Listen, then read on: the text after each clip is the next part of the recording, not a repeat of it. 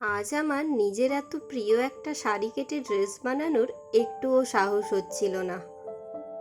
শাড়িটা না কেটে ব্লাউজ পিসটা দিয়েই একটা ড্রেস বানানোর চেষ্টা করি। তবে ব্লাউজ পিসে তো খুব কম কাপড় থাকে, তাই একটু টেনশনেই ছিলাম যে কাজটা কমপ্লিট করতে পারবো কিনা। মানে যে ড্রেসটা ভেবেছি সেটা কমপ্লিট হবে কিনা। স্টার্ট করে দিয়েছি, আর কাজ করতে করতে মনে হচ্ছিল যে না, কমপ্লিট হয়েই যাবে। তো দেখো, এই ব্লাউজ পিসটা দিয়ে আমি একটা শর্ট কুর্তি বানিয়েছি,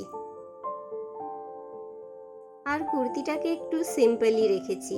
এইরকম সিম্পল কুর্তি আমার কিন্তু খুব ভালো লাগে। তোমাদের কেমন লাগলো কমেন্টে অবশ্যই জানিও। ব্লাউজ পিসটা দিয়ে কুর্তিটা তৈরি হয়ে গেছে, এটাই আশ্চর্যের। আমি তো ভেবেছিলাম কাপড় হয়তো কম পড়ে যাবে, কিন্তু যাই হোক, শেষ পর্যন্ত হয়েই গেছে।